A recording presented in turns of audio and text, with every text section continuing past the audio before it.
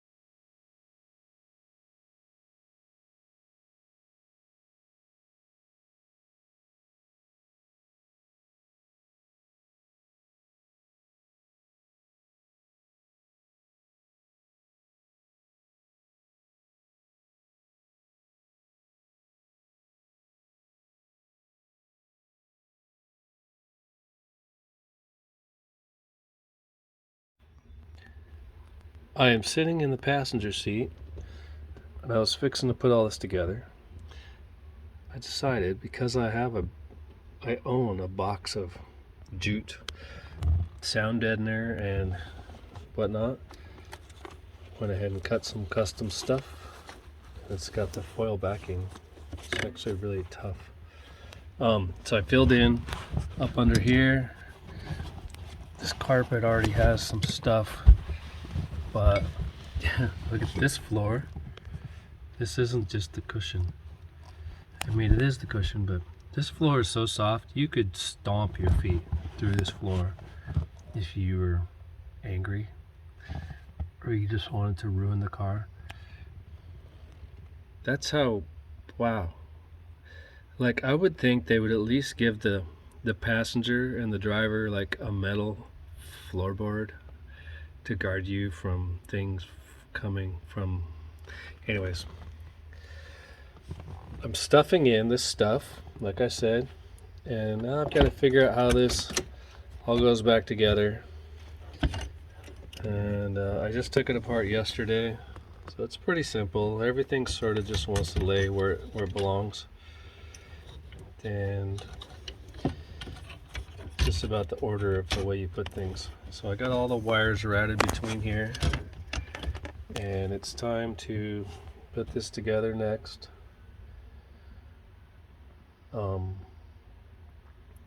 And then put the center console and it bolts from underneath. I have to screw 2 screws up through these, I believe. And that'll all lay down in place. So in the meantime, I don't like how this power window motor wires, they cross right over all this metal area on both sides, and it's already feeling a little stressed. So I'm going to wrap this stuff and clean up this wiring a little bit more before we put it back together. One last look before I start to seriously put everything back in its place.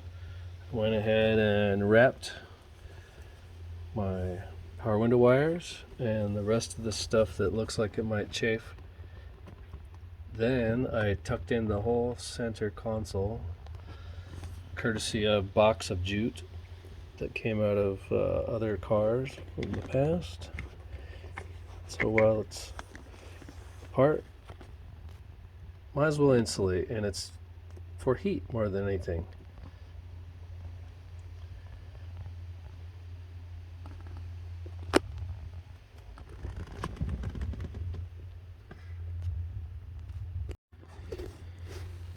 It's a good thing this mounts into here only one way, because once you've removed it from this rusty steel frame, it's sort of a cumbersome, weird thing to get it back in with these vent cables attached, and you've got wire harnesses and cables on this thing separately.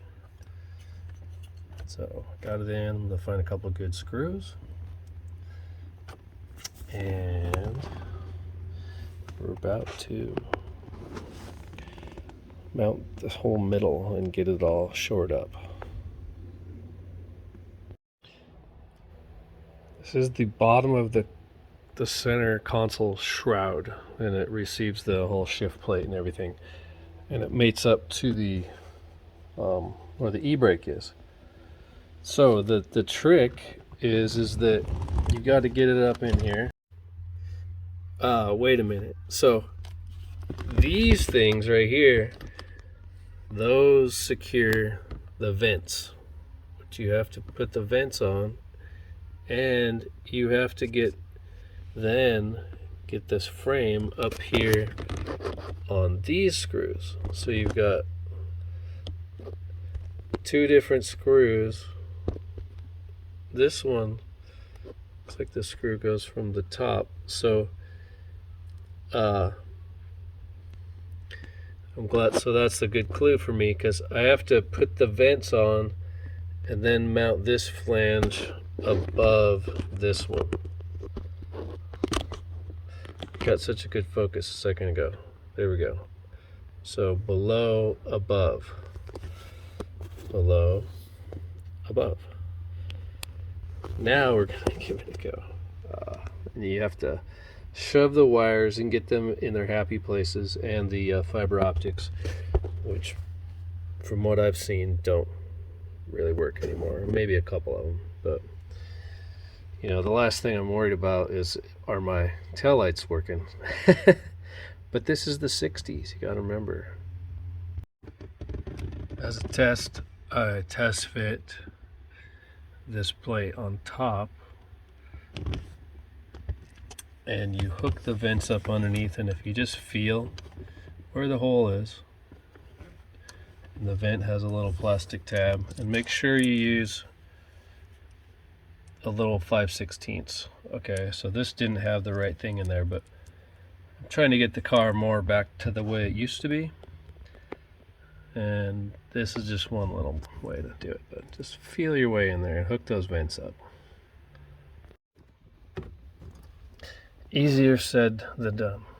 This side's got the control. It's a lot harder. The passenger side vent, super easy. It helps if while you're doing this you have both hands, but what you want to do is reach inside here where the stereo is and grab the other end of the cable.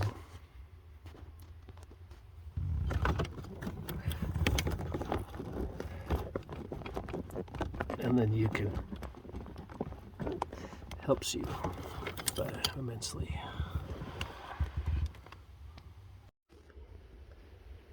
I think I got it.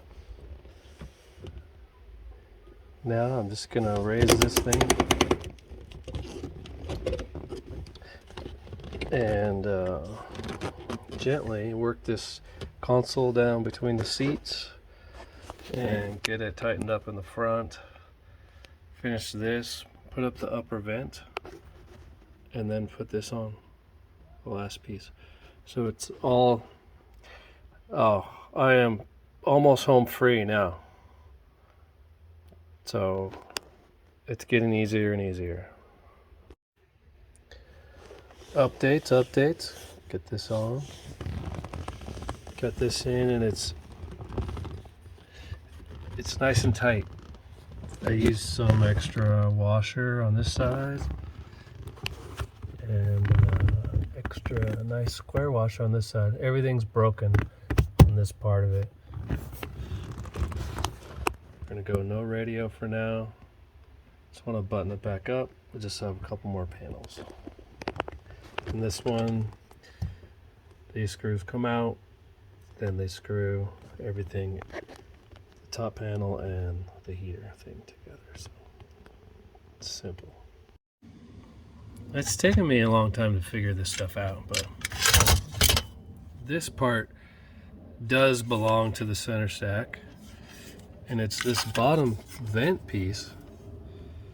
This Corvette part is what comes out with these 3 screws.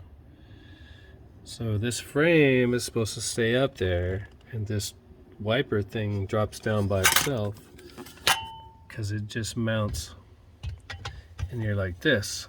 I wonder how many people have this broken part here, but it's held together by like this razor thin area. I mean, it's like a 1/4 inch on each side. So everyone's is probably like this, but I tell you, she's all back together and she's better than ever.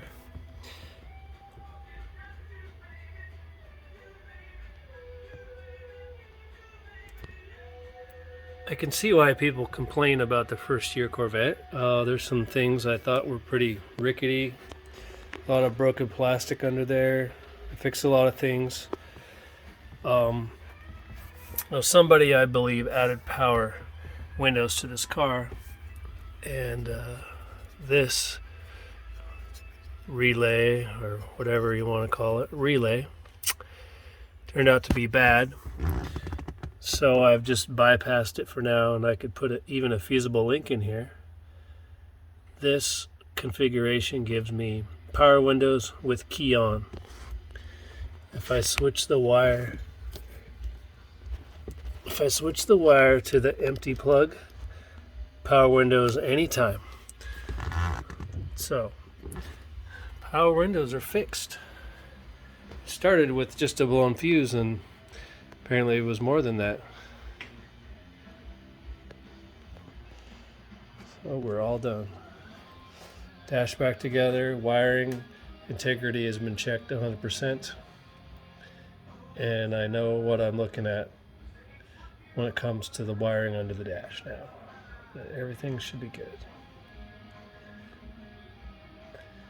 You can do it.